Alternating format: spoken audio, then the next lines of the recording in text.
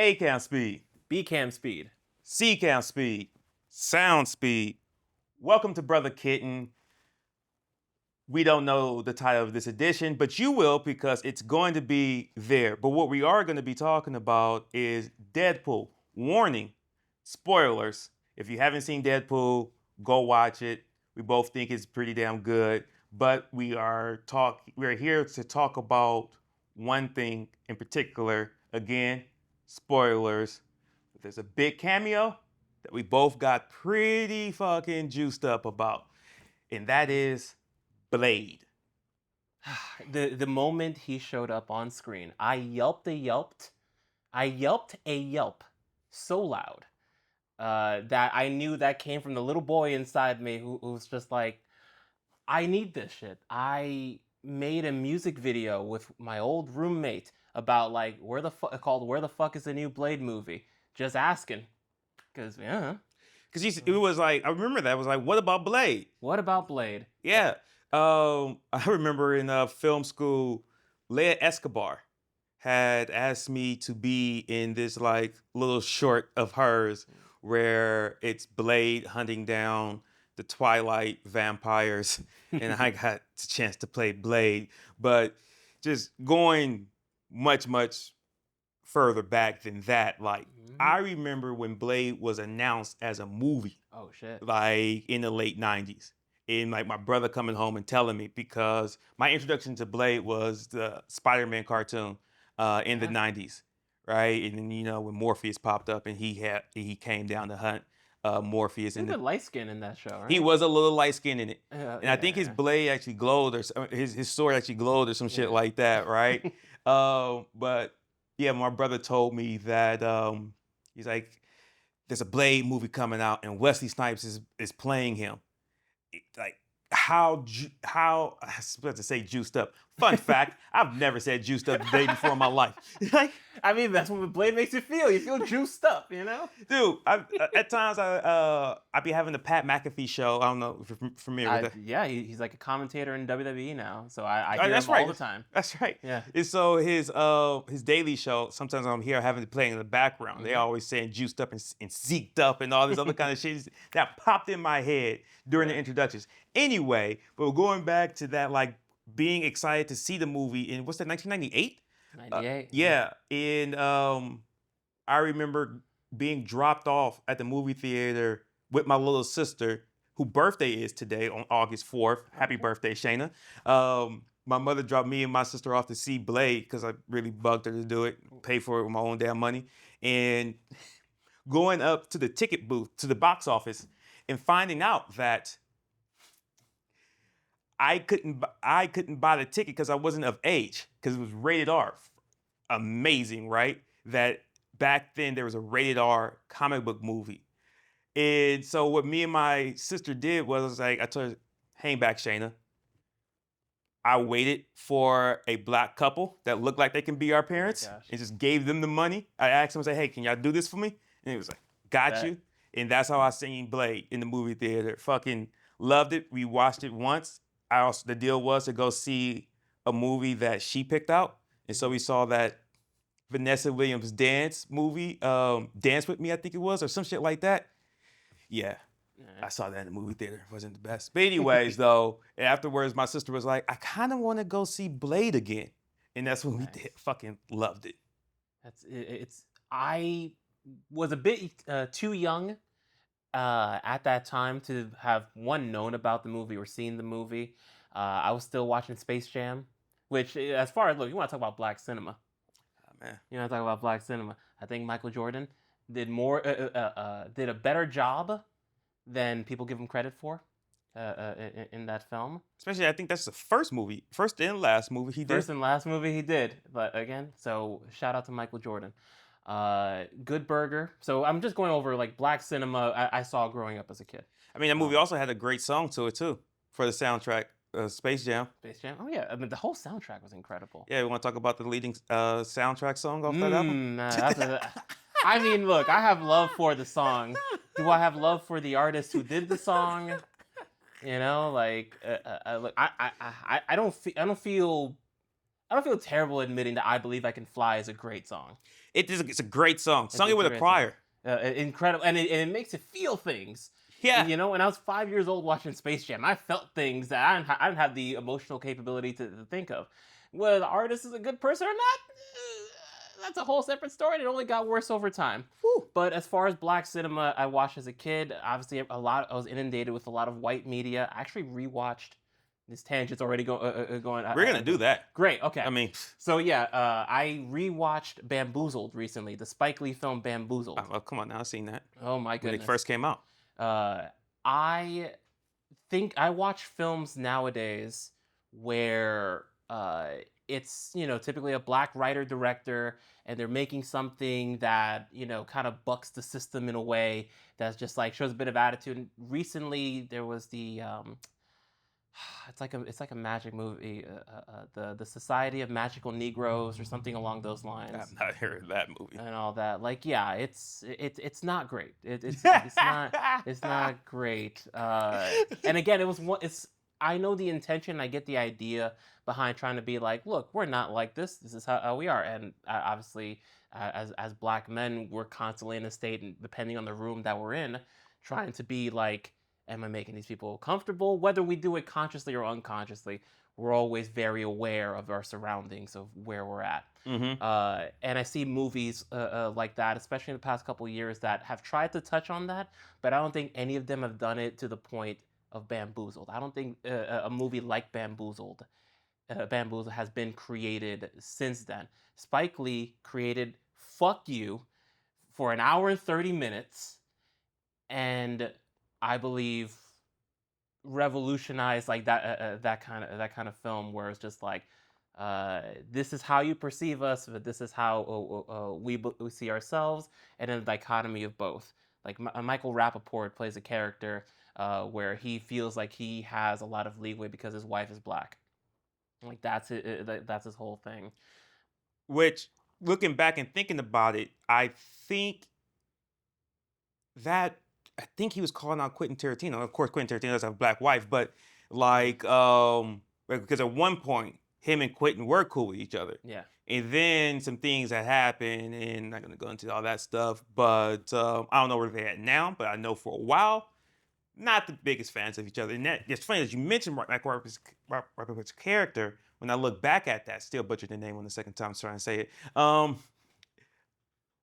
like, wait, was that supposed to be Quentin? Because at one point Spike asked, he proposed, he raised the question, who made you an honorary nigga? Like, wait, what is happening here with this man? Even though I love Quentin Tarantino movies. Oh yeah, yeah. Great. Even though Pulp Fiction, love that movie, still one of my favorites. Very good movie. Another movie I saw far too young. I was like in the 4th grade when I saw that. Learned what fellatio meant because of that movie. Only 4th grader who knew what fellatio meant. But that dead nigger storage is such an unnecessary line. Yeah. It's like, what black man's gonna let a white man say that to him, especially to like who Jules was. And also in that scene, it seemed like he was taking away his manhood. Yeah. He was emasculating him. It's like, here you have this, like, we just saw what Jules did. We just saw Jules like completely dominate this room, this alpha male. And then here's this white man in a robe at his suburban home talking down to this black man this way. It's so funny. I never even thought about this until I'm saying it out loud. Yeah. I'm like, holy fucking shit, there's a lot of things wrong with that scene right there. And how it actually doesn't fit. Like, there's like, I don't see how they even like moved the story forward or told us more about Jules, because it there's conflict with that. And I think that's kind of what Spike Lee is trying to get at. So whether or not the Michael Rappaport character was like a Quentin Tarantino type, I was going through the Criterion Collection. Shout out to the Criterion Collection for even putting that out, because the supplements on are incredible. And he has an interview on there where he talks about how he grew up, and his parents specifically raised him with a lot of predominantly black media. Like they didn't let him watch anything with like basically like white people. Like he grew up like look at these great representations of black people. So that's him his whole life. So for him to create the things that he creates, you can see that influence, you know. But me, mixed Latino, uh, I see a lot of stuff, and especially on Latino television, it's a lot of white people. It's a lot of white people, and representation for people who look like me. I'm like I knew I wasn't dark skinned like my father, and I wasn't white like my mother. So I've always kind of had that kind of like where do I fit in, you know? And I'm sure many mixed kids have that same kind of like issue of going back and forth. But when I saw Bamboozled, and there's an end montage, not really a spoiler. Go see Bamboozled, by the way. Just go see Bamboozled. And I promise you, we will talk about Deadpool and Wolverine. Yeah, we'll get there. We'll get there. This is all the backbones that leads to Blade, that leads to Deadpool and Wolverine. It's all the same kind of thing. But Deadpool. Bamboozled. Yeah, see Bamboozled, all that. Oh, the end montage in Bamboozled. So yeah, the end montage in Bamboozled is just a series of like minstrel shows and like racist cartoons that have been shown, as a joke in the past. And I've never been exposed to any of those things before. So you talk about, oh, you're too young to see a couple movies. I was way too young to have seen Bamboozled. But I knew when I saw that end montage, it made me feel really bad. I didn't know why it made me feel bad, and it would take 20 plus years for me to understand. I'm like, oh, this is racism. This is what people who don't know anything about you think about you and hope that you are. And also, I'm just realizing too that years later, Spike would like do that move again, where at the end of the movie does like a montage that hits you right in the stomach, and that was Black Klansman. Black Klansman, yes, Like, he did it again. Right, that Black Klansman tone. I remember being in the theater watching it and feeling like, this is a much lighter tone than what Spike typically goes after. Like, and this is, you laugh and you feel good. Well, some things you probably shouldn't, but it's like, still love the story the way he told it, right? And then at the end, it is such a gut punch, right? And then that date too. I was like, so I saw that movie in the theaters with my homie Ajuri, and Ajuri. And I remember after what like when those credits finally came up, like the silence in the theater. And I remember talking to a good friend about the movie too, who I respect a lot, and he saw it at a film festival, and he was like, it's not good. And it surprised me. He's a great writer, director, I'm not gonna say his name. But because also he or she knows Spike. And he said that he felt like that movie is something that somebody fresh out of film school could have made. And he expected more from Spike. And I was like, brother, I think you need to see it again. And like 6 months later, he said he rewatched it and he had a totally different perspective on it. And he said, I think he said he was like maybe partying a little bit too much, maybe a little sauced up because, film festival, I think it was like Cannes or something like that. And he was like, no, that was a great fucking movie. Like with a perfect ending. Like I haven't been so moved by ending since it was Whiplash. Oh man, because Whiplash is like one of my all-time favorite endings. But I think what really hit me hard when it came to Black Klansman is when they showed what happened. It was Charleston, right? Yes. Yeah. And when that woman who died got hit by that car, and they put the date. Yeah. And it made me go, oh shit. For some reason, because so many things happened at once, I thought it was much further out. But it was like, that was a year ago. I was like, holy fucking shit. Like, it's jarring to feel that. And I remember seeing it on the news. I remember when it was a news story with all these white dudes with tiki torches saying, Jews will not replace us. You will not replace us. And I'm like, it's fucked that people will see that and be like, oh, don't worry about them. What do you mean don't worry about them? So you know what's wild? Again, we're going to be going on tangents, so whatever. We'll get to. You should put like on the bottom, coming soon. Coming with Deadpool and Wolverine thoughts. like a time ticker thing because I'm not putting chapters in this. But when Trump said there were good people there on both sides, right? I didn't realize. I never saw that full clip, that full statement until recently. Yeah. Actually, what he said was taken out of context. He meant because his full statement was the people who are protesting, like there was different kind of people there. There were he was talking about that. He excluded the white supremacists. He did call them out, but I did think that was funny that how that one part got ran and really to enrage people more than need be, because this is like, hey, what happened is enough to be enraged. You know what I'm saying? You don't have to take his comments out of context, right? Because he says a lot of things in context that's really fucked up, right? It is, but when you do that, you don't have to search deep to find the bad stuff, right?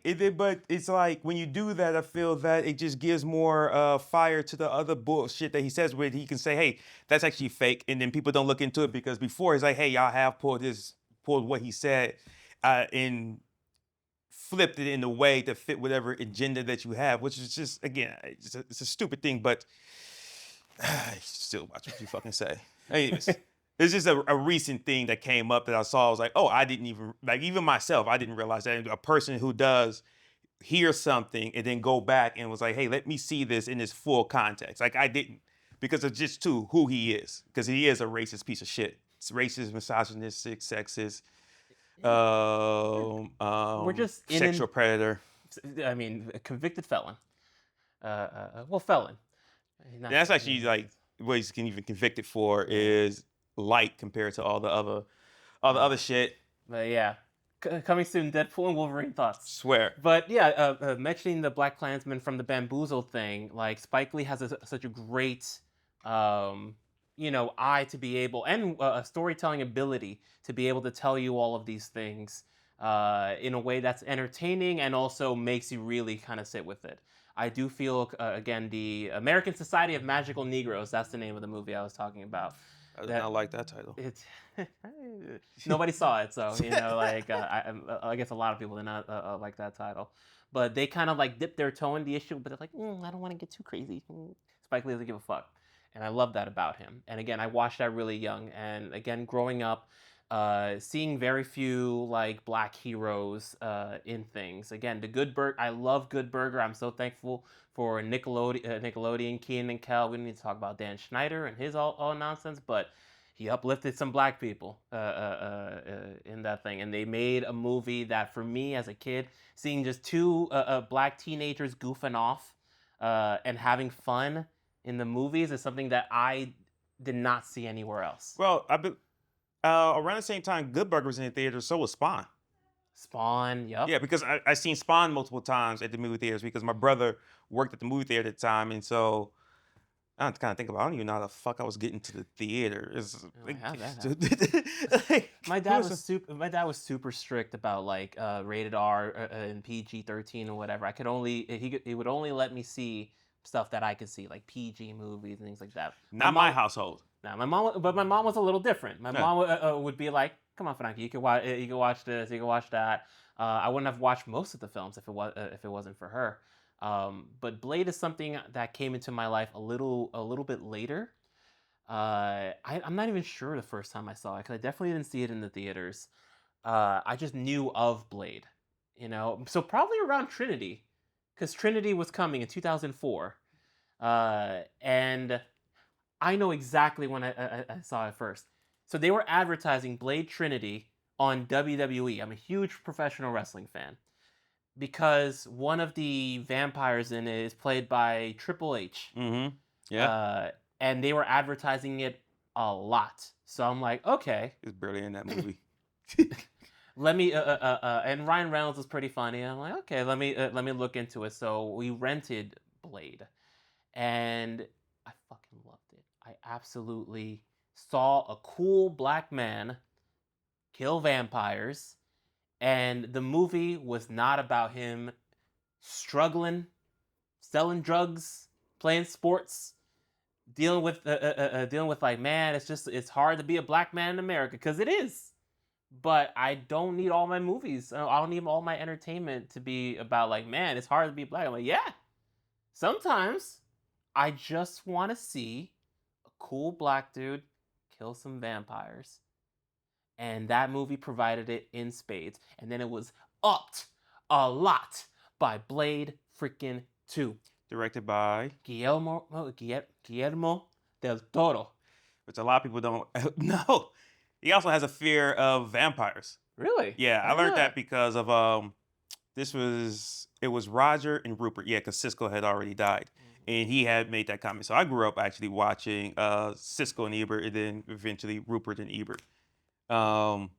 Weird childhood. I guess wow that I didn't realize I didn't think to become a filmmaker until I was 21. Even though like the movies I've seen growing, hell, the first movie I saw in the theater was that I remember seeing is Terminator 2: Judgment Day. I was born the same week that Terminator 1 was the #1 movie in the box office. I was born when Terminator 2 was #1 at the box office. Look at that. Look at that. Because it's 91. Yeah. Yeah, Yeah. I was born in 91. They're 7 years apart. And so, which is a wild thing. I mean, well, Cameron always takes his time. He takes his time. Which is great. But I forgot what the hell we were talking about. But back to Blade. Like, yes. Yeah, Guillermo del Toro, Blade 2. Hey, you know what? My shit's super fuzzy, 'cause I may have seen Blade 2 like on TV first. That's probably most likely where I saw it.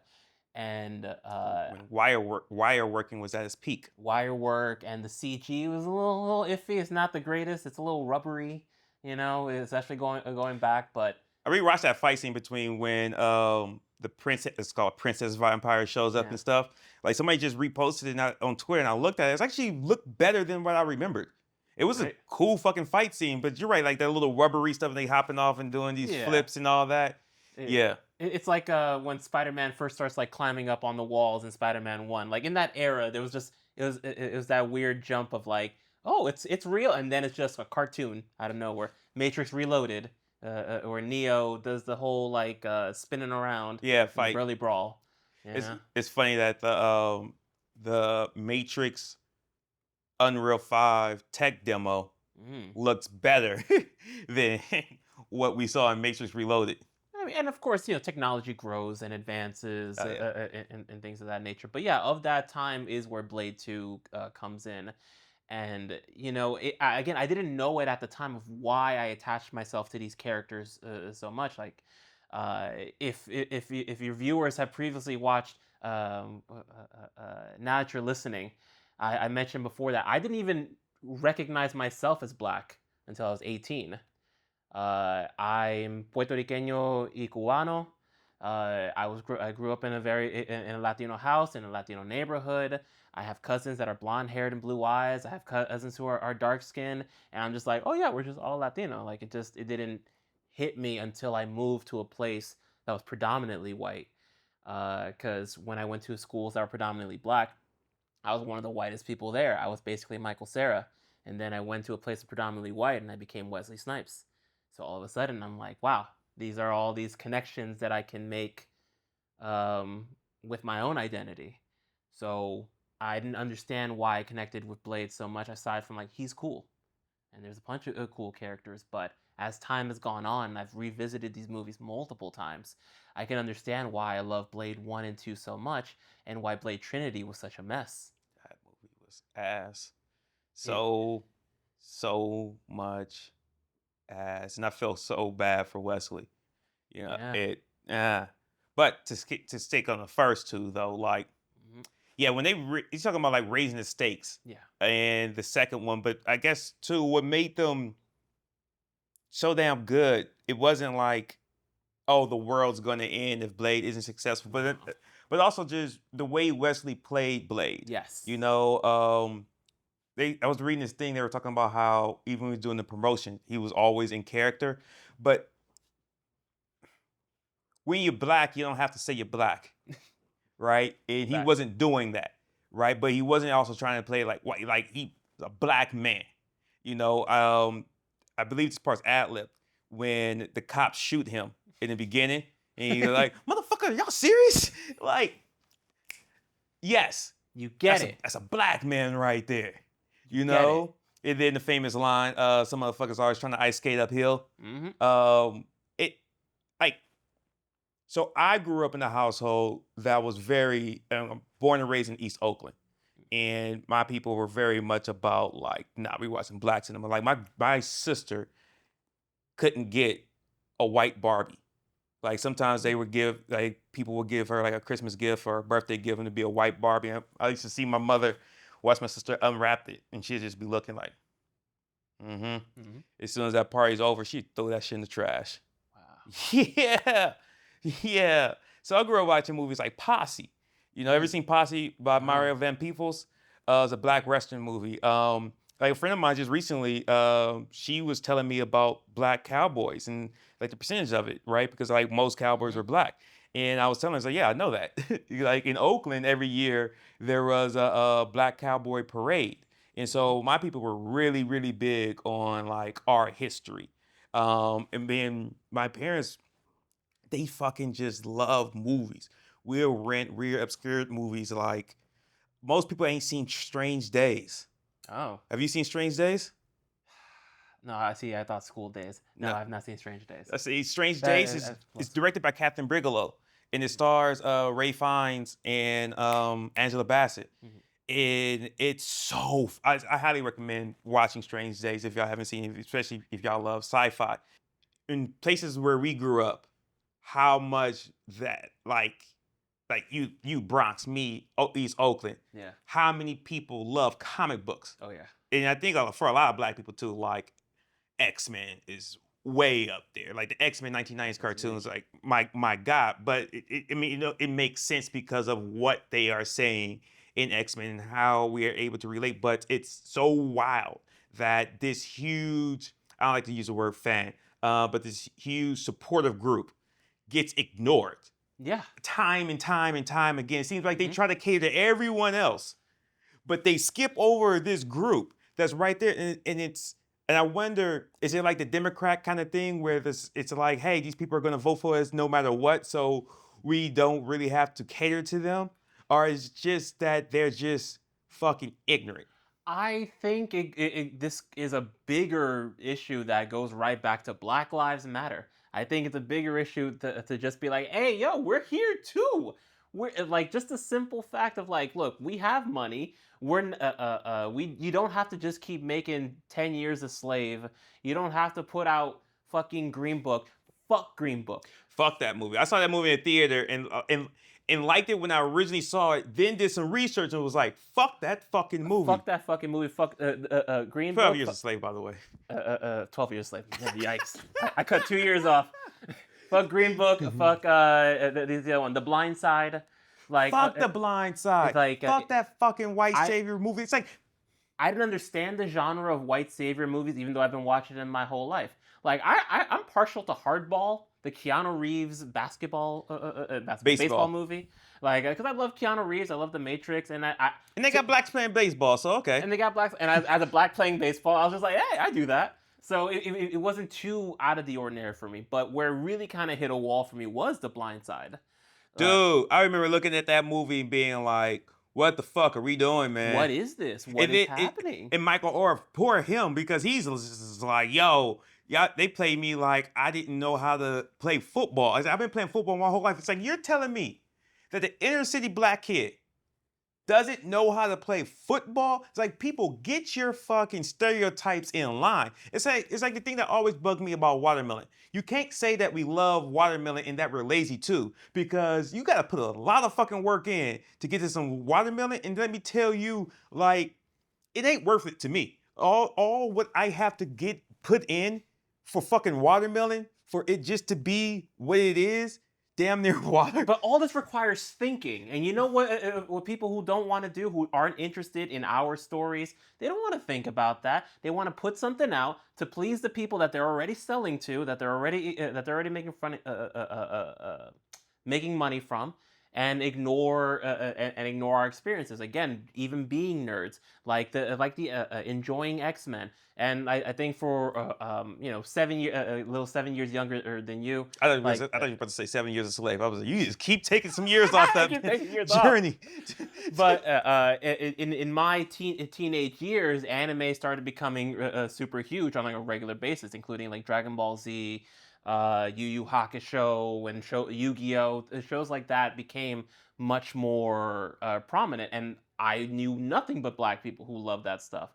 But you'd go outside of those circles, and you would imagine, where the fuck are they? Like, I love Kingdom Hearts. All the characters are white, and the only black characters are the bad guys. Like, there's just these layers of like, you're invited, but you can't be a part of. You can spend your money on this, but we don't want you to be a part of it. You can see Iron Man too, but don't worry that Don Cheadle's here instead of Terrence Howard. Right, because these blacks, they're not gonna make a big deal about it, even though Black Iron Man 2. If you think about it, there's only one good Iron Man movie. Which one? The first one. Okay, yeah, I'm interested. Oh yeah, because 2 and 3 is. I just I realized appreciate what they were trying with 3, but I don't think it was as successful. like Hollywood's obsession of emasculating black men, like making them look like these opposing figures, and then taking away their masculinity at the same time. Yeah. Just like as we already mentioned,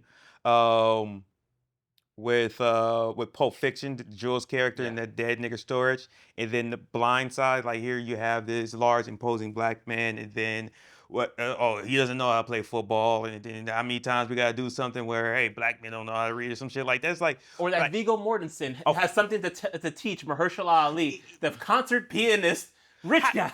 How to eat fried chicken. Shut up! What the fuck?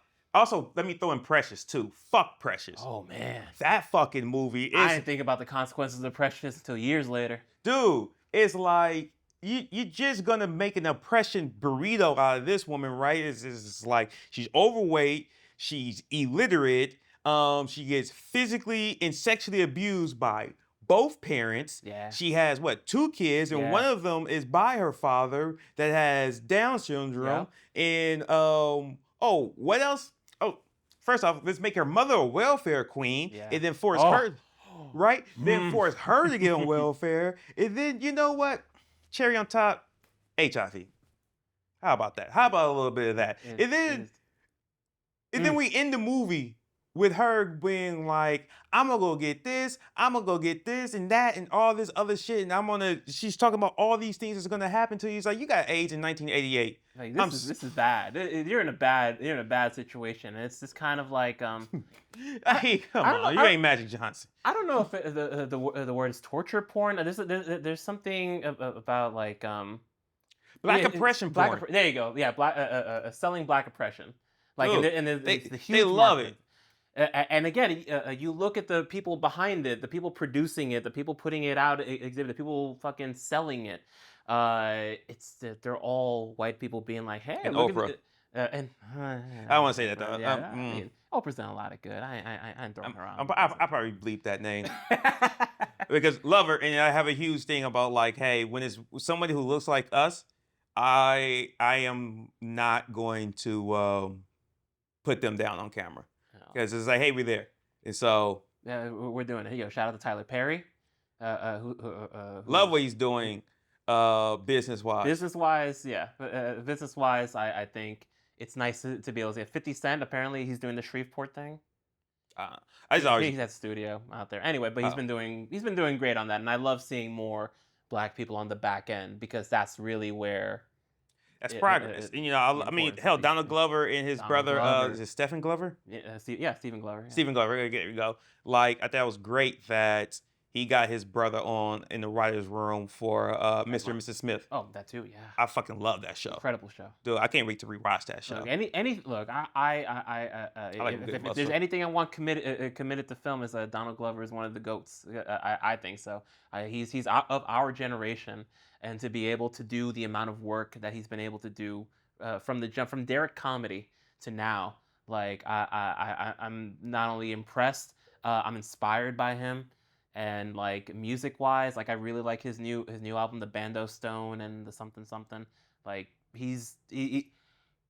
he's such a talented individual, and the fact that he's been able to be so consistent for as long as he has so far.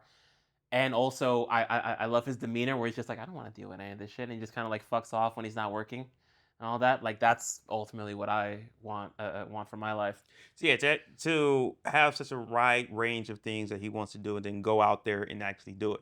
I is pretty incredible and inspiring. We see a lot of other like black creatives doing similar things. Like Yeah. first thing that popped in my head is Tyler the Creator. Yes, To see his journey as an artist has been pretty impressive. But when we lean into us and when we let ourselves cook, not like letting whites cook, like having whites let us cook. It's like no, fuck you. It's like we're going to make our shit the way we see fit. And creating our original IPs, which is why it gets so muddy when it comes back to like our superhero talk.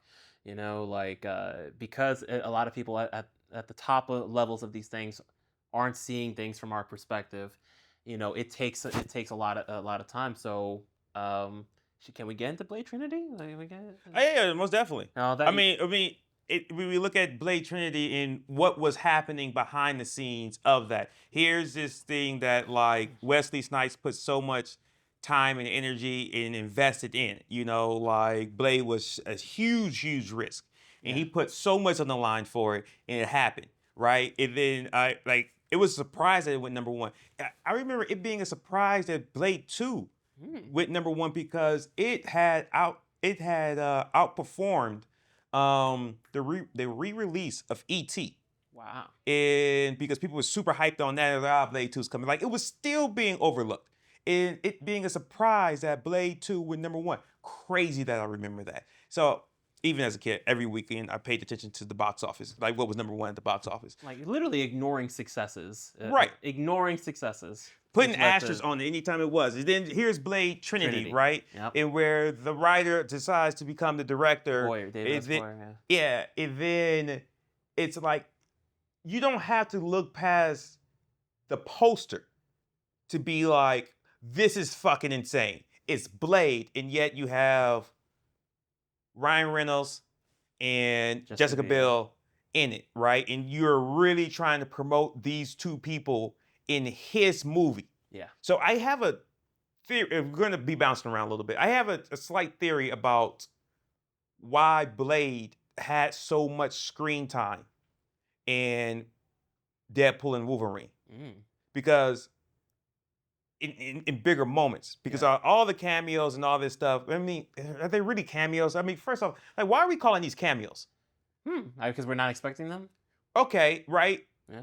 But typically a cameo would be like 15, 20 seconds, right? Like, these were characters in the movie. Yeah. House Party has cameos. Yeah. The new one? The new one. Did you see that? No. You don't need to. But it's literally people, it's like famous person like, hey, and then they walk off. Right, I saw the trailer. I was like, okay. Yeah, you don't need to see it. Yeah. But so I feel this was Ryan Reynolds' apology to Wesley. I can feel that, yeah. Because you hear about the on-set drama, even though recently they were saying it was overblown a bit. But what was happening was, it's like, I think Ryan Reynolds understands Wesley so much more now. Now that Deadpool is his third film of this series, how hard and long he fought for Deadpool to become a reality. Yeah. And then having to fight to keep it yours. And because once it's a success, then how they try to take it. Here come the cooks. Right? Too many cooks. Like, probably Simon Kingsburg. Fuck you, Simon Kingsburg. You're the fucking worst. You are the fucking worst. I meant to look back at the producers on this one. I don't know if he's credited as a producer on this one. I don't believe so. Right? I don't think I saw his name anywhere. Yeah, I would have noticed it. That dude's the fucking worst. Yeah. Never mind. I was going to say something I should not say on camera that I did, and I'm pretty proud of it. But I bet you Ryan Reynolds probably looked back at the way what was happening on the set of Blade Trinity, because for those who don't know, I mean, y'all can do your research, but it sounds ridiculous that Wesley stops talking to the director and would only send him post-it notes signed Blade. It sounds ridiculous that a lot of times we think we see Wesley on camera as Blade, that's not Wesley. If it's a wide, or probably even medium, that ain't Wesley. That's a body double. You know, he was only doing this close and he was gone because it's like, hey, I'm contractually obligated to be here. I have to be. I'm doing this so I don't get fined. Exactly, right? I don't get fined. But they were taking his movie from him. They were taking his franchise from him. A successful franchise. You got 2 successful movies, 2 of them. And now the third one, you're changing the tone of it. Entirely. Right? But I know you got feels about Blade Trinity.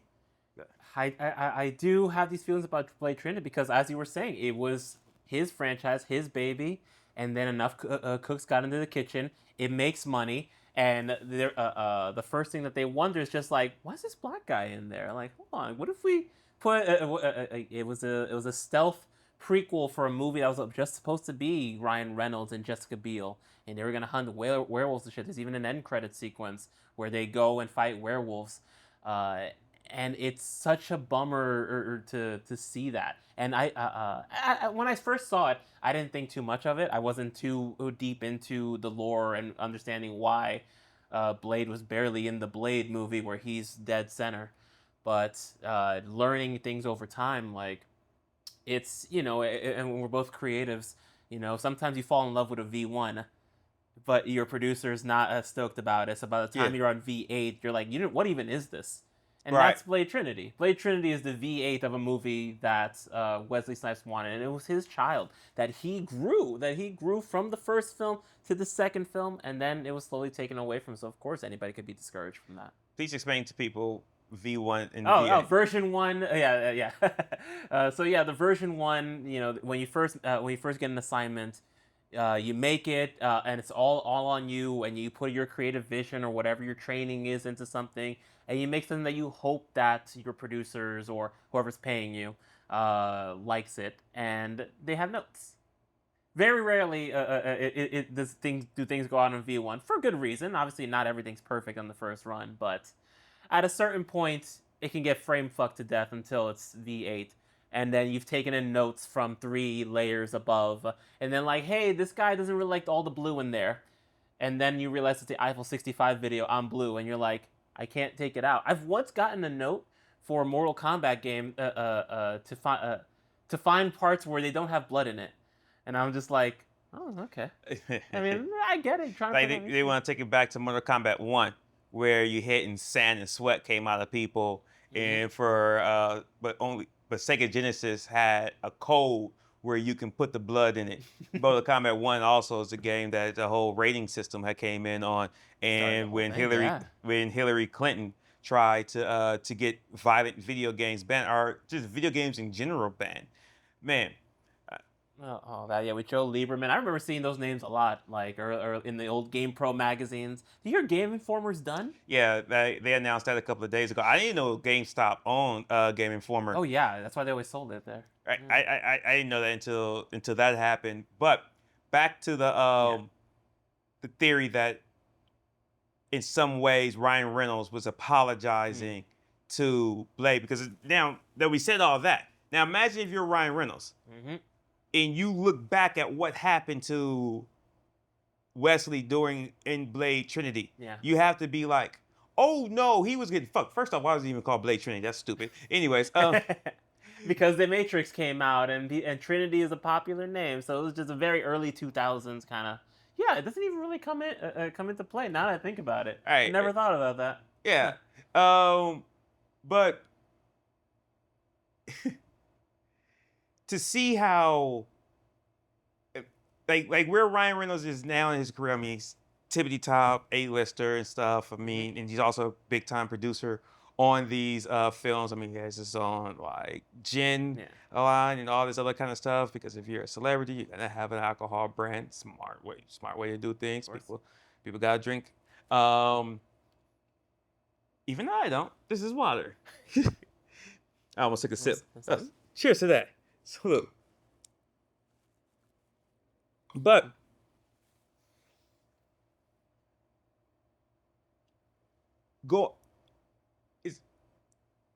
in the theater, that's what I was feeling at the time.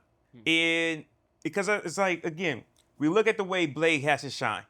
Yeah. Now, it actually wasn't a surprise for me when Blade came out. I heard that he was in the movie last year. Oh, nice. Yeah, somebody said it, and I was like, for whatever reason, it sounded right to me.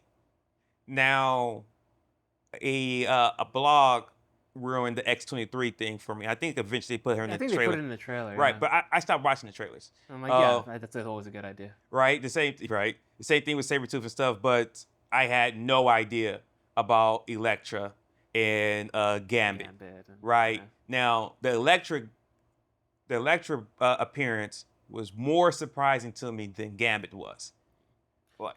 I think since we're in the Deadpool and Wolverine section, finally, like I think we should also mention like our overall thoughts on the film, and then like maybe like narrow it down. Into, I felt like we started out by saying it was amazing. I thought it was amazing. What did you feel? Oh, I love. I thought it was fantastic. I thought it was a good time at the movies. I wonder how it will age, because I felt really similar. I felt a lot about this movie the same way I do about No Way Home, and Spider-Man No Way Home, which I thought was really fun and great. But I've watched it like 4 or 5 times now at this point, and I think each viewing, I think I like it less, because I think a lot of the appeal of the movies is just like, oh my God, Andrew Garfield's here. Oh my God, Tobey Maguire's here. I'm 10 years old again, and all that. But now that I know they're there and they're characters and just regular part of it, like that kind of appeal is over, and now I'm more focused on like structurally, how does this work? Do I still feel the same way, with these just as characters, not like woo, big applause break type of moments in the theaters, of which there were plenty in Deadpool and Wolverine. So I would like to know if I still feel the same way about Channing Tatum's Gambit, so to speak, in a year. And I rewatched the original Deadpool recently. I didn't really like it that much. I'm gonna be perfectly honest. I again, a lot of the humor was of its time. I do feel like my wife particularly, she's not a huge fan of the Ryan Reynolds brand, where it's just like, oh, look at me, I'm sarcastic, a popular thing over here, and it's less jokes and it's more like, did you know this thing exists? And if you don't know that thing exists, it's not a joke. Like if I say Humperdick, you're like, oh. And you're like, well, actually, Humperdick was a popular character back in the 50s and all that. So you're like, yeah, great. But to everyone else, he's just saying words. So, and I kind of felt that that way about Deadpool 2016, where when I first saw it, superhero films were in a different place.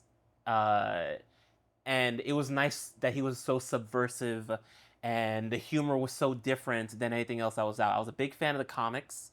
I love the comics, and particularly Deadpool versus Wolverine. So the fact that this was announced was exciting. But actually watching that movie more recently, like it kind of veers into a kind of mean and also kind of very immature jokes. And I understand that part of the joke of Deadpool is that nobody likes him and he is immature and whatnot. But I did feel, especially in the first one, it to be kind of grating over time. Yeah. I will ask you this question. Does a movie have to be rewatchable? If you enjoy it the first time, is mission accomplished? That's actually a really good question, because I'm also a really big Blu-ray collector. I have like about 80 something Blu-rays now. Like I'm big into that, and for me, yes, having it be rewatchable is a really important criteria for me. Because there are great movies that I've watched once that I'm like, I'm never watching that shit again. Right. It's like Passion of the Christ. That's it. Passion of the Christ, 12 Years a Slave. I saw that in the theater. Yeah, don't need to see that again. Before I even moved to LA, actually, I saw it at the Grove. We were still at the Academy. I was just visiting friends in LA. I saw 7 Years a Slave. 7 years. Well, I think we're down to 4 years a slave. By the end of this, it's going to be vacationing as a slave. A couple months of a slave. Vacation as a slave is a wild thing. But I remember that fucking. I don't know if you saw Boondock season 3, where they had like that slave experience shit. I don't know if you saw that. Was that the season that Aaron McGruder was out? Yeah, I never watched that season. Fucking trash. Right. Everything we're talking about now, they did it to Boondocks. So, I've walked back how I feel about movies I only enjoy seeing once. Because that's the way I look at Christopher Nolan movies. Oh. I'm like, hey, they're only good really the first time around. In IMAX in a big theater, Right. like For me, at least. Even though I've never seen Dunkirk. yeah, big movie watch But once. I've probably seen Batman Begins a couple of times. I've seen The Dark Knight, I think under 5 times. I only seen Batman Rises. Dark Knight Rises. Dark Knight Rises once, but one time too many. He walked back. Right. He walked all the way back. Yeah, that's back, Nobody bro. worry about it. And then beat the men up on his first go around. Who beat him up healthy. No warm up. Right. It's like, all right, this movie's fucked. The world's greatest detective couldn't figure out that Talia al Ghul is Ra's al Ghul's daughter. Like, you're the world's greatest detective.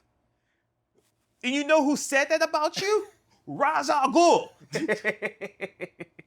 The fuck out of here. That movie's so fucking stupid. It's like Christopher Nolan, all he did was turn Batman into regular men. And then by the third movie, it imploded on him. And then it became the most comic book movie possible, but it didn't quite work for the way it was in. Anyways, so. I thought Tom Hardy's Bane was fun. I ain't gonna front. Even though I didn't I didn't mind his And Bane. the spectacle was dope. Come on, man. I Police in the fucking sewers for 6 months and they're still in the gear. Who was feeding them? There's a lot of plot holes, all right? Even watching the movie the first time, I'm like, how do you get back? Isn't this place locked down? Then they're fighting people with guns. And they're just got their bats and stuff. But they're so in shape after being in the dark for 6 months. Cut off from the rest of the world. You know, like, anyways. Yeah, the logic. But Christopher Nolan movies, for me, Yes. they're only good the first go around, right? For me. But I don't hold that against the movie. I'm like, for me, what is a movie supposed to do? Entertain me. I don't need to rewatch a movie multiple times. If I liked it the first time, then mission accomplished. Even The Green Book, right? I watched it in the theater and I enjoyed it the first time. Is when I learned about stuff later that I felt differently about the movie, but it doesn't take away how I felt about it the first time, that first experience of a movie. Spider-Man No Way Home I haven't rewatched that movie since I seen it in the Chinese theater. Had a very bad experience in it. I had to eventually threaten somebody to get them to stop. That motherfucker was taking pictures with the flash on at the screen. Shut up. This is opening day. And he kept leaning. Nah, people too much. That's Right. people too much. By the way, the IMAX theater, the Chinese theater, the worst fucking IMAX to see a film in. Yeah, go to City Walk. It's a true IMAX theater, but they really pack in the seats. Now, that's a great suggestion you just said. However, I live across the street. You're right there. Yeah. Yeah. So no, you make a good point. You know, but when it's say it's a Disney movie, a Marvel movie, then I take the trip to the El Capitan, which is down the street. Yeah. Just you're hit right. film because they have A ushers. light jog.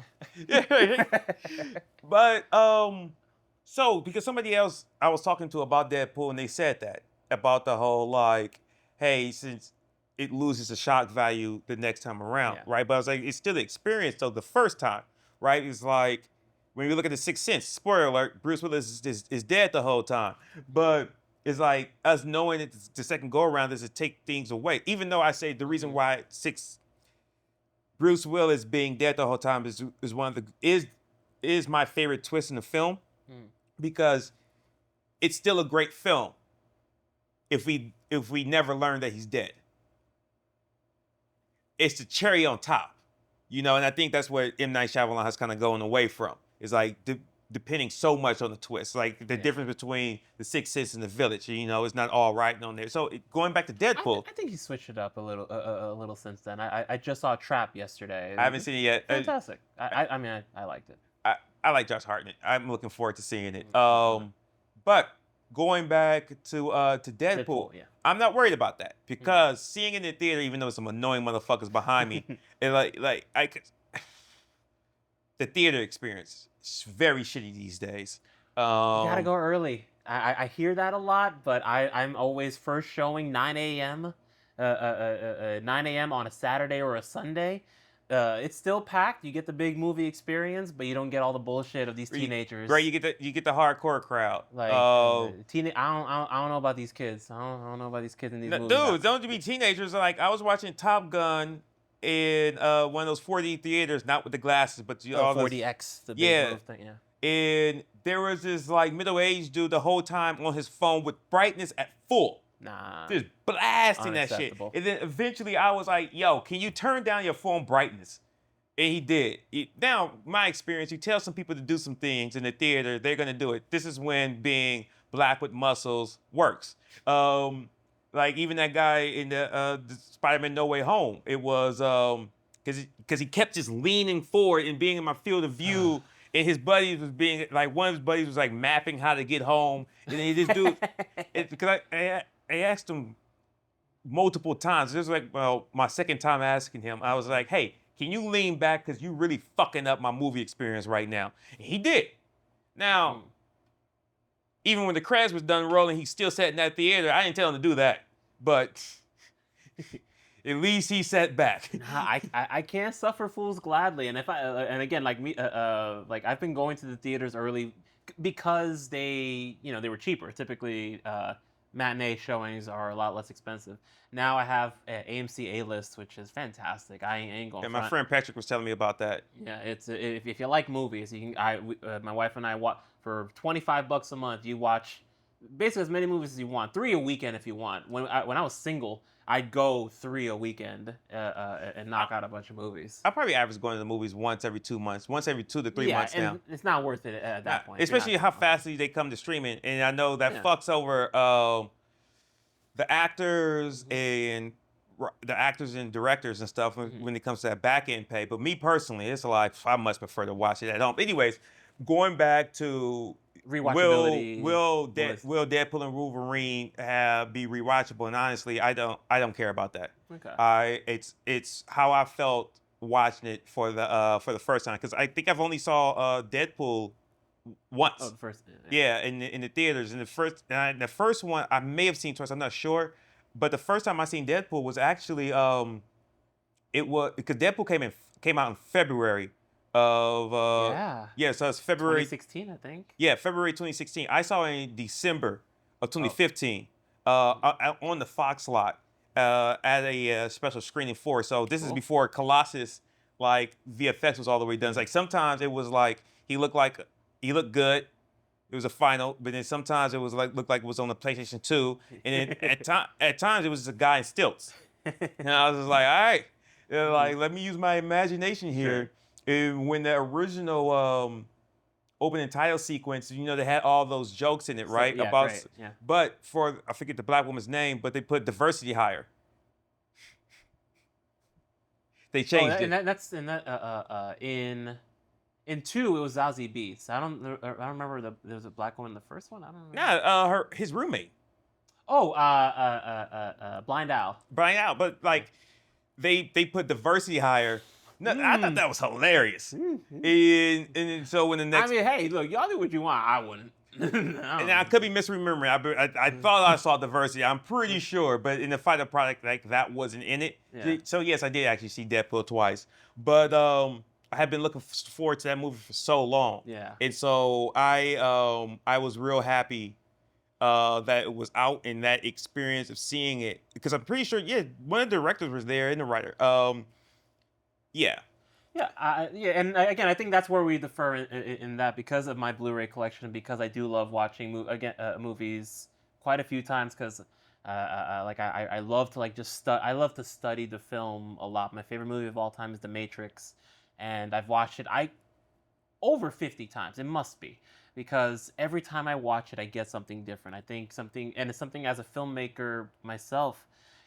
Something that I want to put in my work is that if you watch it one time and you have a good time, that's great. Like a Deadpool and Wolverine, like anything else. Like if you just see it one time, you have a great time. If you watch it a 10th time, you're gonna get something out of it. Like it's in The Matrix. If you get nothing else, you're like, wow, that corridor fight was cool. Like, oh man, did you see when he dodged those bullets? If that's all you leave the theater or leaving, I'm happy that someone left with something.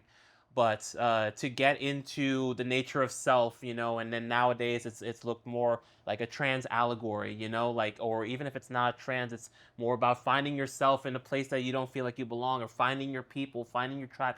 Like, there's so many layers to that film that I find endlessly fast. As a product that I've watched and I've studied multiple times, there's things to pull from that. A separate example that's not The Matrix that I think to be I think there's only two perfect movies for me.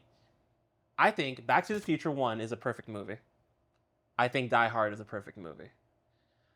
I think every time I watch Die Hard or Back to the Future, well, let's stick to Back to the Future. Every time I watch Back to the Future, I don't think Marty's gonna make it. Like, I know he makes it. I've watched this movie 100 times. He's going to hit it.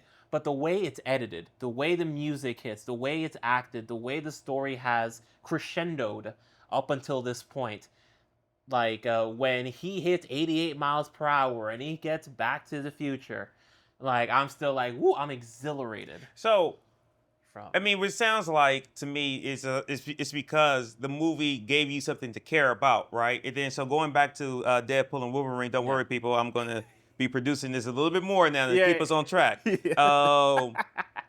Where I feel like the rewatchability, what this movie did better than the previous twos, give you things to care about. Yes. You care way more about like what Deadpool's motivations are in this one, even though I do feel like it's still low stakes, because it's like people may say, well, his whole universe is going to get wiped out, right? But there's multiple, so who cares? But it's like, I voiced to you before about not being the biggest fan of the first 15 minutes of Deadpool, right? Of which one? The first 15 minutes of Deadpool and Wolverine. I'm sorry. Okay. Yeah, because it's like, I feel like they kind of lingered in some areas, but that was just me really wanting them to get to Wolverine quicker, right? Like, give me Logan. Right.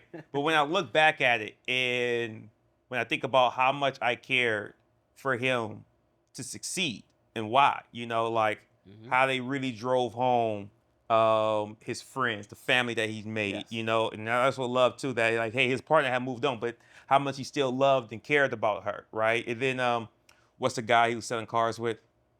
Peter, right?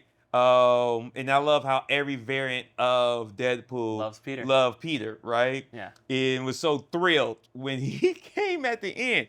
So I will rewatch this movie. I probably will go back to the theater and see it again, because a friend of mine wants to see it. And so I am curious to see how I'm going to feel about it the next go around. Yeah. But me knowing Blade was in it, even though when I saw it, it wasn't confirmed, but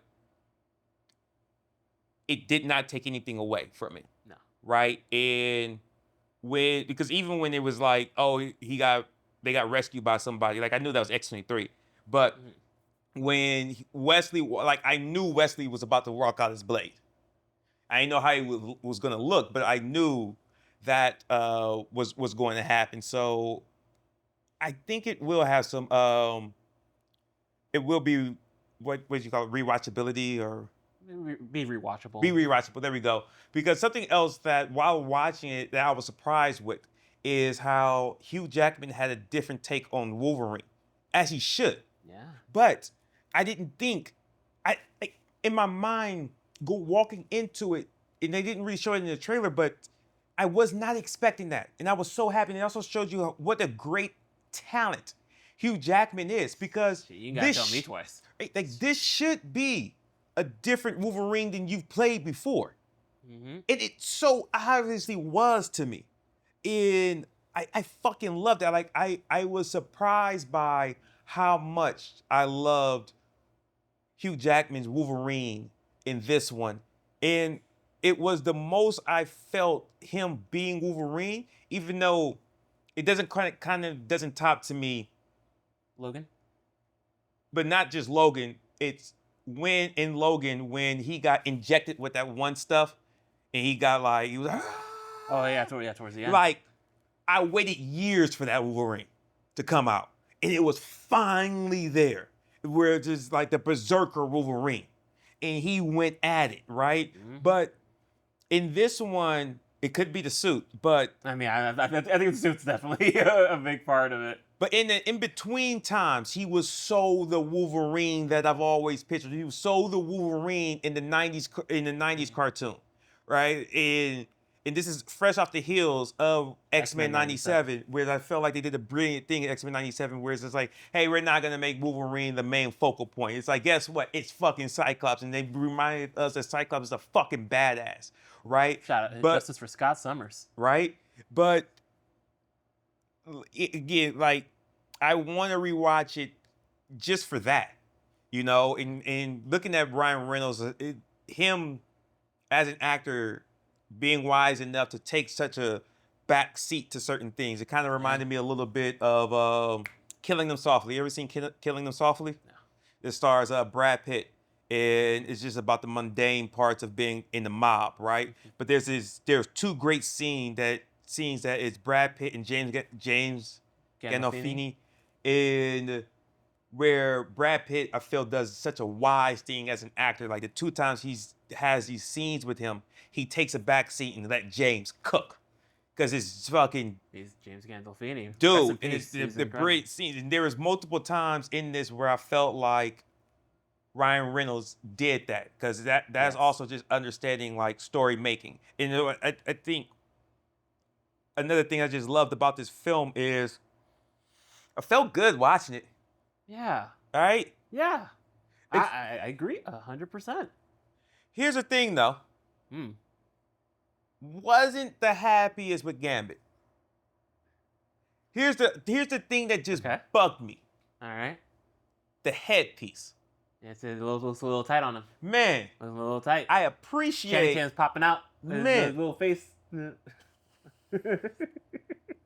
Everything else cool. Here's the thing I appreciate Channing Tatum as Gambit, was because I forget that Channing Tatum's a dancer, and him incorporating that in that fight scene where he's like, I thought that was great, you know. But the whole time, the headpiece was a distraction. Yeah, it was a little snug. It was a little snug on his face. It was like, and while I really enjoyed the Gambit part, and the fight was really cool, and he was one of my favorite characters of the cartoon back in the day. So to see him like truly Gambit out, you know, was so rad. And he was great in '97 as well. Dude, the love they showed him in X-Men '97, dude, made me tear up. I know I shedded some tears. But I couldn't stop seeing 21 Jump Street Channing Tatum. 21 Jump Street Channing Tatum cosplaying as Gambit. Especially some of those side remarks. It was like we get our last ride. Like, well, some of us, you know, so it's going to be our first and last. Yeah, and which I thought was great. You know, another thing that kind of like bugged me a little bit, but I understood. I felt like they did X-23 dirty. She was. I didn't like the glasses bit. I didn't like that. Actually, I did like the glasses bit, but I'm like, because they revealed it in such. It's one thing if the glasses are still there, you know, and she's like, oh my, the old Logan gave me this. It didn't feel earned. It just kind of happened. Like that's the thing that one of the things that bugged me in this. It's just like, hey, remember these glasses? And like it's just looking at the camera. Remember these glasses from the other movie? She's gonna put them on now for no reason. It just happened because it was a thing. And right. That kind of bugged me. I admit, I felt like the ice skating uphill line was forced. It was. But I needed it though. I'm not going front with you. I'm like, say the line, say the line. Like the meme with Bart, like, say the line, Bart. Yeah. I was waiting. I was doing that whole thing, waiting for him to say it. I was glad it happened. Again, I was disappointed in the theater because it's like they didn't get certain things. I thought it was, wow, I know we talked about this on the phone, that my favorite part that I laughed, I was the only one in the theater who laughed at the line when Blade goes, I don't like you. And Deadpool goes, you never did. And it's like, you got to know the history of it, where it's really Wesley and Ryan talking with each other right there, right? And so I'll take note of that, because again, you were the only person laughing because you know of that situation. Right. Which is why, again, I have a bit of an issue with, again, these kind of like really inside jokes and whatnot, because it's not a joke to anybody else. But It's just I like that though, because it's for us. Here's my thing about comic book for movies. us. Fubu Comics. That Okay, would have been a really great idea. Yo, go back in time and make Fubu Comics. I try to make this I keep it under 86 second rant. I'll put a time ticker on it. I'm not. Anyways, comic book movies are for us. For those who keep saying things like comic book movies are dead, or there's too many, oversaturated, It's even fatigue, superhero fatigue. right, even though, dude, check your books. I looked at once and did some research about how many movies hit the box office, and I think it was like 2019 or 2018. I believe it was like 450 movies had hit the box office. No, 431 movies had hit the box office. 4 of those were comic book movies. Shut the fuck up, people. Anyways, comic book movies were never for most of you people out there. They were for us. So yes, some of the jokes they say in it that they throw out there that you're not gonna get are not fucking for you. Even Channing Tatum, I'm pretty sure that's just him being in it, you know. right, is because it's the gonna whole go on thing. so many people's head. Most people don't know That's that. one of those moments I have to turn to my wife and be like, "Oh, did you know Channing Tatum wanted to be Gambit?" Right. Yeah. It was greenlit. Yeah. You know, around the same time as Deadpool. Like, these movies were going to be released. It's shot and released around the same fucking time. I think the same year. Yeah. And Channing Tatum, it hurt him badly that it never happened. Like, he wanted to be this so much. So jokes like his character even being in the movie, or jokes are like the drama that went on in the Blade Trinity, right? That some people are like, oh, only this niche group is gonna get. Guess what? It's a niche group who make this fucking movie happen. And so yes, we get those jokes. I want those jokes for us because we put those fucking movies in the theater. Like, I still got my comic book cards. You know, like, what the fuck are we talking about here? Shout out to Feige. Like, I really like to give that guy credit, because he was the nerd on set, you know, in X-Men 2000 that they would refer to, like, hey, what do you know about this stuff?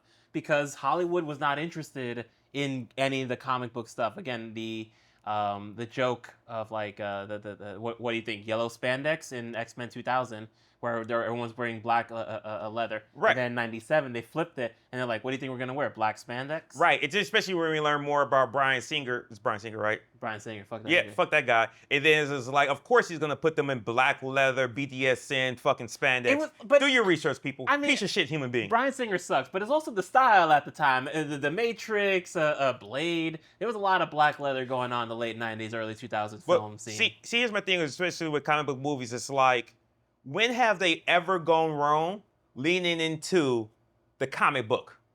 Like, making them look like the comic book. Like, when has that ever gone wrong? The wackest people are the one that's saying that's corny. Fuck y'all niggas. Hey, it's not for you. It's not for you. Like, Don't see motherfuckers, it. you did not support these comics to get them to the movie theater. So shut the fuck up.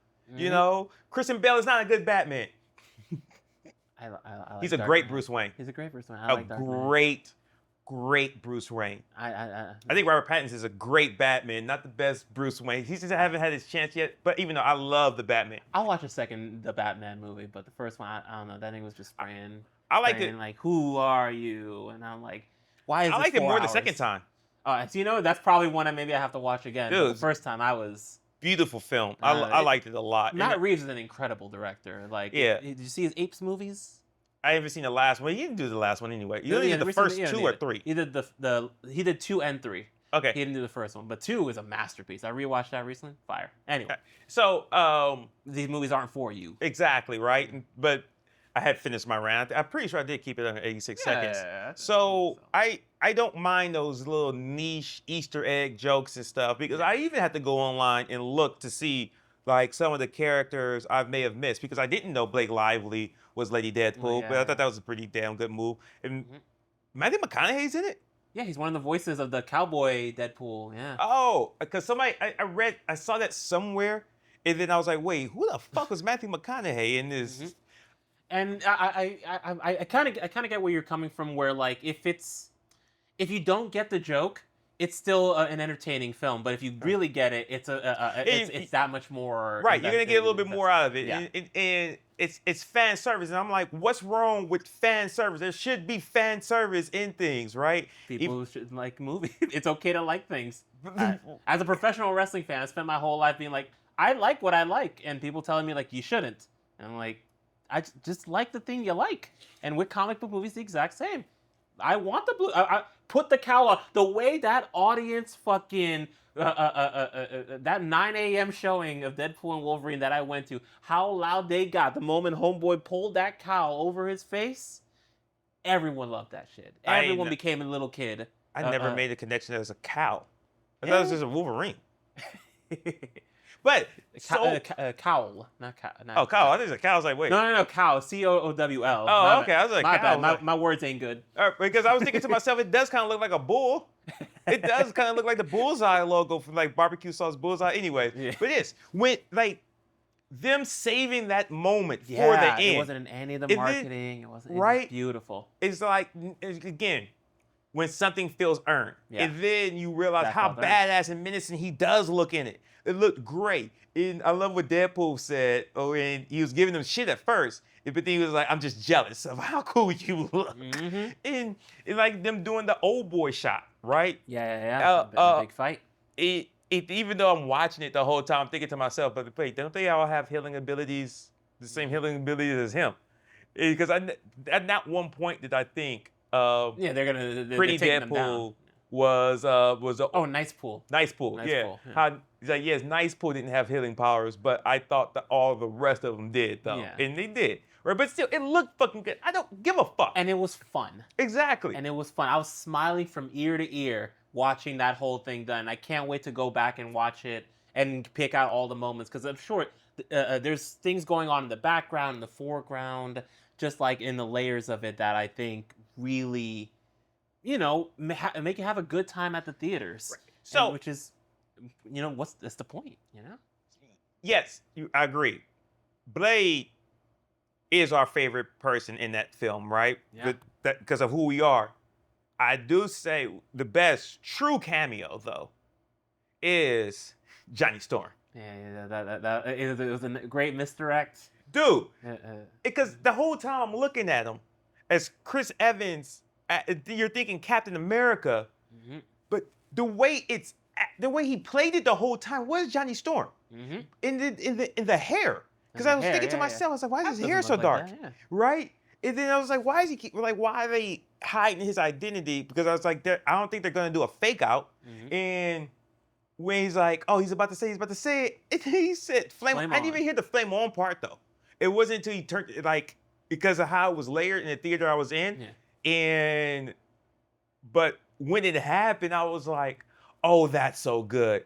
That's so fucking good. Because I also didn't really recognize the actor as Pyro. Because I haven't seen him in forever. I probably haven't just remembered. He was only in X2 and X-Men: The Last Stand, and I've recently rewatched X2. It's pretty good. So yeah, they did Lady Deathstrike dirty. I didn't mind that though. I mean, there was like no lines for that. Yeah. All the non-major characters were pretty much in the background, but it was nice that they included them. Anyway, for the eagle-eyed viewers or people who like me go on Screen Crush and be like, here are 101 things you missed from this. I watch all those. Oh, me too. But like, I saw Lady Deathstrike immediately. By the way, they got to do her justice in one of these things. That's such a great character that they completely fucked up in X2. But going back to Chris Evans, I laughed very hard when after he died and Deadpool had the line when he said, P.S. Do you know what he was doing to the budget? That's fucking hilarious to me because that actually crossed my mind because I'm watching it and I'm like, oh, he's just not in one scene. He's in 3 scenes. And so I guess technically 4 because of when they go back and you see him talking shit about Cassandra. Even though I didn't stick around for that. Like I when I was in the theater, I was like, okay, where are the post-credit scenes? And I seen that it was that. I was like, okay, I'm hungry. I'm gonna get some donuts. But I'm always down for donuts. Right? But that's very fucking expensive. Yeah. So and for people like us who understand like the film business a bit more than probably the average viewer, it hits us right in the feels like we of course. Right? Because it's like you got some A-listers in this damn thing. Because like that one cameo with Henry, I can never say his last name. Cavill, like. So here's the thing. I did not recognize that was him until after the movie. Oh, no. I had to look it up. I immediately am like, oh, hey, Superman. Hey, look at Superman here. So the joke of, hey, we're gonna treat you way better than those assholes down the street that shot at DC. I mean, great for him to get his big fuck you to DC as well, because they did him dirty. Look, I've got a whole rant about Dwayne Johnson that I won't get into just yet. But yeah, he was the perfect Superman. he did a great job. Right. I liked him in all the films he was in. Even though I was going to say too, I think Ben Affleck is the best all-around Batman because he was fantastic. He's great Bruce Wayne, great Batman. I think this may be a hot take. Who knows? Batman vs Superman: Dawn of Justice Ultimate Cut, great movie. I liked it less than the original cut. Really? Because there's only 2 cuts of it, right? Yeah, it's the theatrical one and the extended one that they did later on. What the fuck is with Zack Snyder and his director's cuts? I don't know, but they should have stopped him at the Snyder cut of Justice League. But that one I understood because it was after his daughter committed suicide, and then Joss Whedon came in. So I know a person who actually has photos with Joss Whedon. It's crazy. It didn't age like milk. He's like my black fan right here. Oh man, hey, he was Mr. Firefly and Avengers at the time. All right, at Comic-Con, he was the top of Joss Whedon world at that point. But how dirt? I mean, so the Snyder's cut made sense for that because it's a film that was taken from him. Shit was thrown out. Things left on the cutting room floor with a cyborg character that turned out to be a very important part of the fucking movie. And look, it goes into our overarching theme of this conversation of black characters being pushed to the side and what was it? Not miniaturized. Emasculated. Emasculated, but there's another word. De-emphasized. Yeah, the black characters being de-emphasized, their importance being de-emphasized because, like, no, we need to see these white niggas just a bit more. And it's a continuous thing, and it's something that Warner Brothers and fucking and the powers that be wanted to kind of put to the side. And even fuck Ezra Miller. That's another one. I'll put that one on record. Ezra Miller. There was that one joke in the Justice League cut where hey, my brother, like that kind of shit, like that kind of joke with Cyborg when they're like digging up a grave or whatever, and then it's just like, hey, all that, like, you know, the silly white guy trying to be cool with black people type situation, and he was doing that a whole bit on that. It was awful. I'm glad fucking in the Flash did terribly. Fuck all of that. I couldn't believe how bad Justice League was when I saw it. But I couldn't also believe, like, when you look at the Snyder's cut, I was like, how is this damn near a different fucking movie? It's almost entirely different movie. Dude, and it's so fucking good. And I feel so... I can still lose 30 minutes. Sure, it was perfect. Well, I don't know why we need all these... I'll admit, again, it was perfect for me. It was a fucking pandemic. I was oh, man. I was like, ain't got shit to do. The world that we're in, yeah, let's take 4 hours. Yeah, exactly. It was like, I'll watch this in chapters. But have you seen the Rebel Moon trailer? I've not of the director's cut. I've avoided all the I was waiting for a director's cut or whatever, because I'm sure whatever was out first is probably not at this point with Zack Snyder. I figure he'll have a bigger cut. I like the Watchmen director's cut. That's so good, great. But I like the original version though.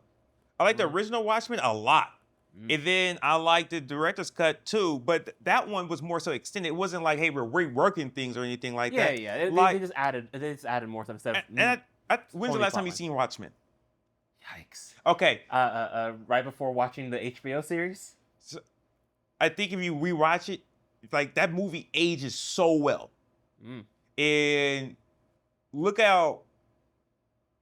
if you look at the HBO series, they took so much of his world. Oh yeah, it's basically a sequel. Right, but with the exception of, is it Ozymandias? Ozymandias. Okay. Like, they went back to the original thing, and then instead of like a nuke, back to the squid thing, it worked. Man, I fucking loved Watchmen, the show. I gotta show it to my wife. Like, it's so fucking good. And the way he built. Did you hear about like how he built his writer's room? Where it's just like, where it needed to be half people of color, and then it only half could be men. Like he purposefully, like You're talking about what's his name? David Lindelof. Man, The Leftovers. If I haven't seen The Leftovers, that's Incredible. one of the best endings to a series ever. Yep. Like all 3 seasons are so different from each other. Wow. Back to Deadpool and Wolverine. Jesus Christ. Tangents. I'm like, how do we even get there? Who? Director's cuts. Oh yeah, this all came from like director's cuts and all that all that nonsense. But fuck, I don't know what the fuck. The minor characters that came in, Blade's entire involvement.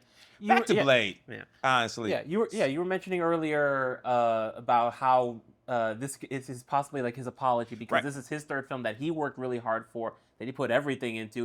He said, "On my mama, Deadpool. I'll do fucking Deadpool." Fall for radar, like with Fox for the first 2 because and they dealt with such little budget. I mean, I forget the director's name of the first one, but Tim Miller. Yeah, Tim Miller having to use his own VFX company. Yeah, those were his people. Yeah. Right, to get good VFX in it.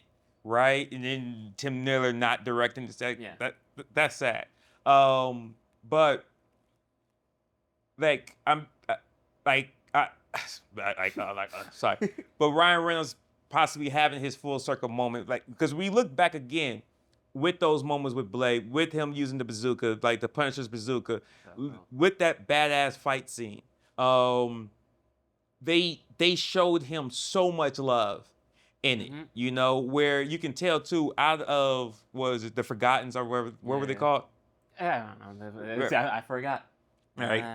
But yeah, he was the main focal point. Yeah. You know, even though I love the part with Elektra where she's like, yeah, Daredevil had died. And then he was like, oh, Deadpool's like, oh, Daredevil. Sorry for your loss. He said, it's okay. It's okay. Poor Ben Affleck. Give that man a break. That man's always going through it. Dude. Like, he's just, yeah, he was a great Batman, but man, yeah, he was always going through it. And you see, with X-23, yes, she did have one of the most important scenes. Yeah, that nice the moment we're on the fire. I think it was a nice. I think that was probably the best scene that she was in. Right, but then that would have been a nice time to have the glasses and set it up early, you know. Even though she did fuck up Juggernaut pretty badly. Because she cut it. Because it didn't cut the head and then toss it like. But still, where it's like the coolest parts were for Blade. And they made it a whole thing, and like they even. I have a debate with you. Because I think you're leaning to it anyway, the whole there's only one Blade. Yeah, that's exactly where I was going. All right, so some people say that was a diss, right? What is this, sticky finger slander? And I'm like, to Mahershala, and I was like, no, not at all. Right. You know, I thought when Deadpool looked at the screen, was like, he's like looking at you, Marvel. Like, if anybody's gonna feel empathetic about what Mahershala's going through right now, it's going to be Ryan Reynolds. Yep. All right. It's going to be Wesley Snipes. Yeah. Right. It is. So even though I'm not too thrilled about that casting. Really. I love that Mahershala wants to do the role though. He's all in on it. You know. He's too old. You in your fan casting, would you go someone younger? Yes, because I want them to do it for a while, right? It's like Mahershala was in his he's pushing 50. Yeah, his late 40s, I'd say. Right now, I love Mahershala as an actor. And incredible. Shout out to Oakland. He's from Oakland. He's from Oakland? Yes, he is. I didn't know that. That's great. Oh yeah, he's from Oakland in he played Dr. Manhattan, the black man. In the Watchmen show. Yeah. But he's also from Oakland. That's real cool. Right? Shout out to Oakland. Exactly. I'd much rather he play Blade. He's a perfect fucking Blade. Oh my gosh. Right? Yeah. He's at the right age. If Mahershala was to do it now, for one movie, great. But it's like, okay, how long do we want Blade until the next replacement happens? I mean, look, Robert Downey Jr. is still doing it. But he's Dr. Doom. You know? And guess what? Dr. Doom doesn't have to take off the mask. And look, as Iron Man, he didn't really have to do a lot of physicality and that. He just put on a suit and we CGI the whole thing. So it's more the fact that, like, you want to see him get physical like Wesley did in 1 and 2 and really kind of lean into the martial arts portion of it. Right, because I think or it's like Shang-Chi, which I But- think was really good. because I think the age gap between Wesley and Mahershala isn't that big as people think it is. No. Right, and you heard like Wesley talk about how difficult it was for him to get back into like Blade shape. Now Mahershala currently he's in great shape. Yeah. Now Wesley also had to go away for a couple of years, and so probably For other reasons, non-Marvel. right. And so I don't know if I just don't know if Mahershala's just the right guy for Blade, even though he's the reason why they're even making the movie. That You know, they're Kevin pushing Feige for it. say he came into his office like, "Hey, I want to make this movie," Mm-hmm. and he was like, "Hey, Look, I won an Academy Award. Let's do something." And a I want bullshit Blade. movie." For a bullshit. I mean, yeah. Well, does he have two? What's the other one? Did he get one from Moonlight. Moonlight? Moonlight, yeah, Moonlight. Okay, yeah, so two supporting ones. Two support, yeah. Good movie. And yeah, it shows again like it shows the fun of the nerds, where we all started. That he wins an Academy Award. He's a prestigious actor. He's great at what he does. Already did a Marvel show with Luke Cage. Yeah, and he wants to come played back. the great villain. Wants to come back, and I'm like, I want Blade because that's how much of an impact that character has had. Right, with people that look like us. Yes. And it's a shame that like he has been struggling so much to get this like made. I think they said in one of the versions there's barely any action in it. Anyways, It's wild. It's wild to see that, and how many directors they've lost, how many writers they've lost. and Marvel should know like, hey, you gotta put the right budget behind these things, or they won't be successful. And it sounds like to me that the right amount of money isn't behind it. And there we go into this big thing. It's still like de-emphasizing, deprioritizing like these black characters. Again, even after how many successful black films do we need for them to realize that this makes money? How many Black Panthers, Spawns, Blades, Wakanda Forevers do we need for it to be like, hey, we could keep doing this? Wakanda Forever was a massive success without its lead. With the lead died, Right. They're like, no, we put these black women front and center. Angela Bassett deserved that fucking award, but I feel away about Oscars anyway. It's like they're not real. I mean, all of it. Look, I put more emphasis on the Academy Awards more than the Golden Globes. Golden Globes are dead to me. After they gave Avatar Best Picture Drama, fuck off. They nominated Angelina Jolie and I think Johnny Depp for The Tourist. So award shows are they're made to make money. They're an entertainment show, and so I don't knock them for that. I don't think it's the way we measure art. The way we measure art is impact on culture. Because if I think movies should do it almost like the Hall of Fame, where a movie award should do it like the Hall of Fame, where it takes 4 years before something can be nominated in sports, right? And so if The Blind Side was out for 4 years, Sandra Bullock would never fucking win an award for being a good plantation owner.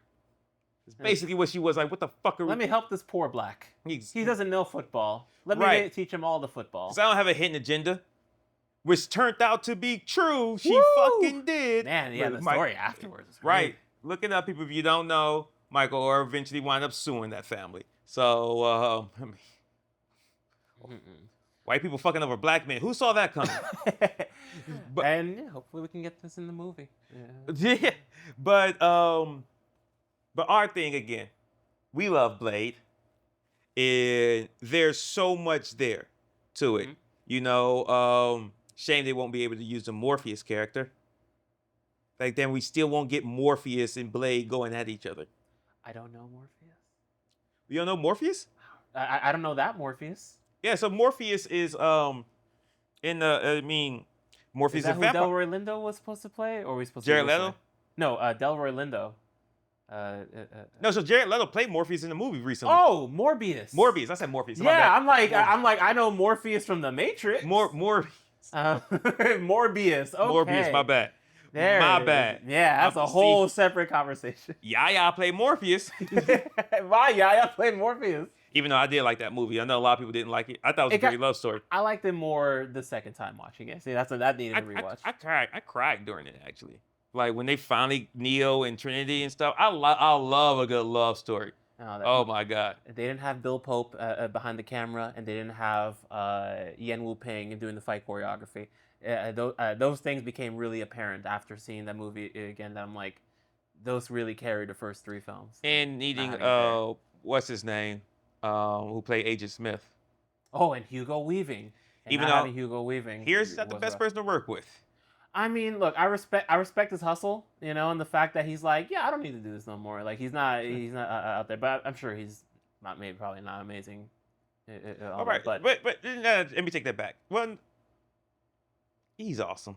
No, I think he's I think he's a really talented performer. I think again, I don't know him. I don't know any of these niggas. But like from his performances as Agent Smith in the first 3 films was incredible. I like them as Megatron voice. He was a Megatron voice. Wow, then eventually became not Megatron voice because of some things he had said. He was just like, yeah, I never even met Michael Bay. Went in, did this thing, and then never, just voiced the stuff. And then they were like, you know what? Here's your walking papers. He was a great Red Skull. I thought he was a great Red Skull. I think he did his thing. But they also couldn't bring him back for Red Skull because of things he had said. And like, yeah, look, and actually, I like Hugo Weaving a lot. Hugo Weaving, look, Hugo Weaving doesn't give a fuck. He don't give a exactly. I like the way he carries himself in that situation, and it doesn't matter how much money they threw at him or like all that. Like, no, I'm doing a play right now, so I'm not doing the Matrix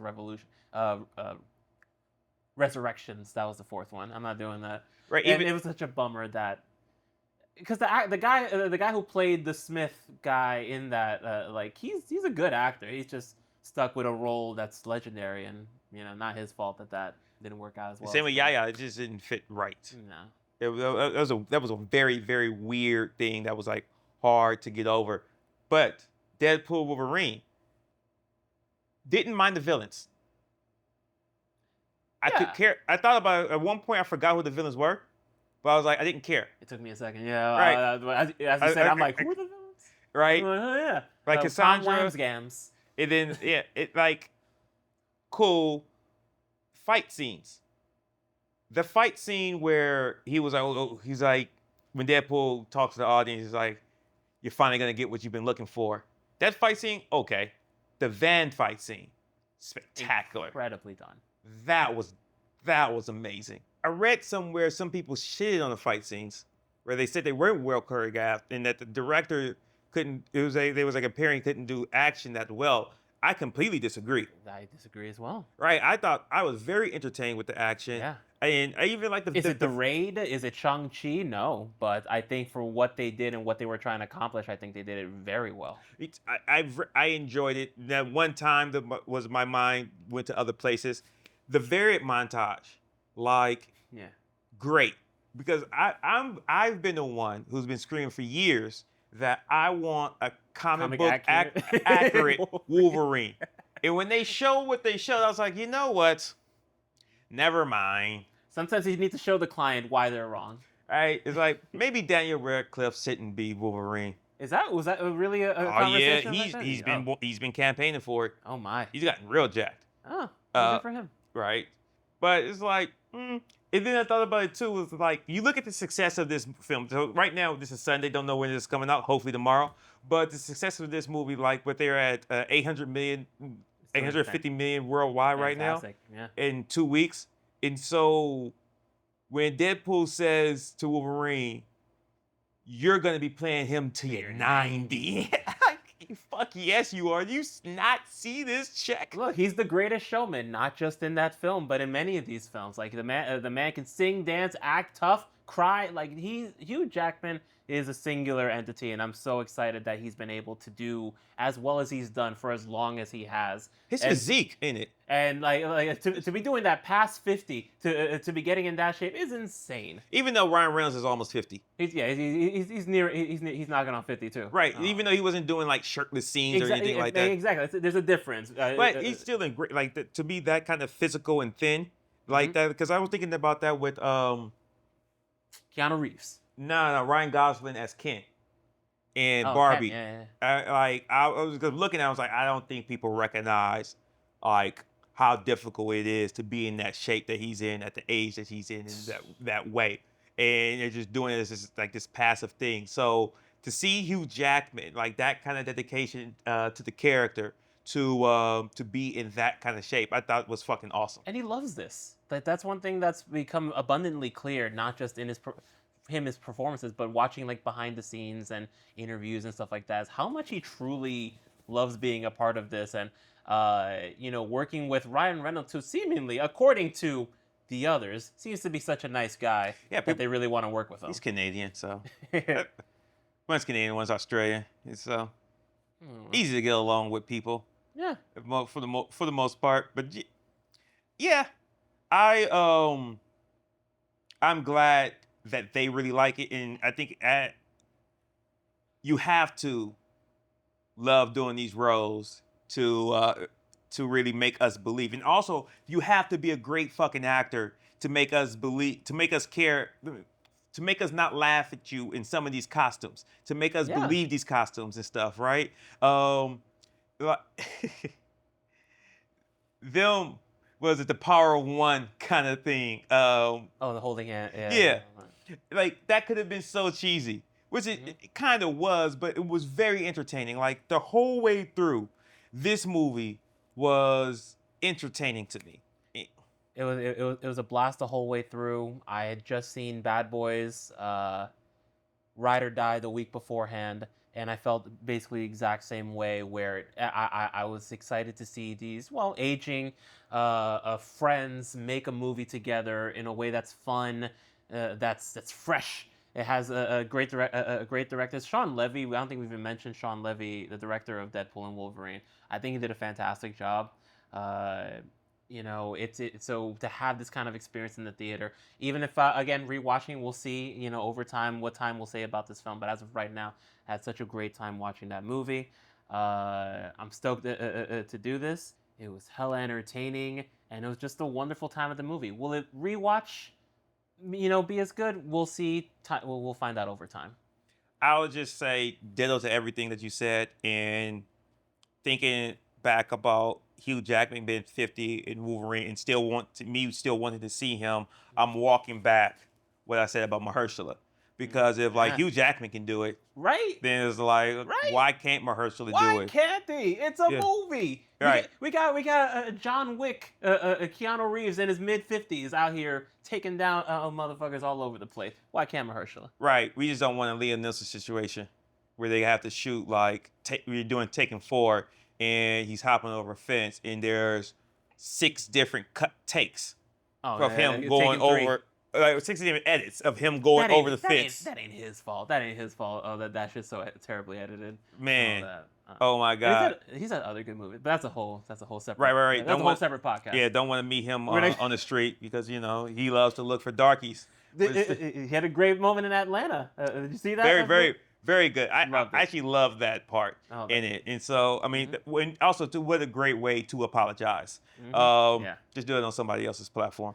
Not a black person. But hey, whatever. Anyways, this has been that. There you go. That's the title. This has been that. This has been that. Salud. Salute. My cup is actually empty of water. Thank you, brother. This was fucking awesome, brother. This has been that.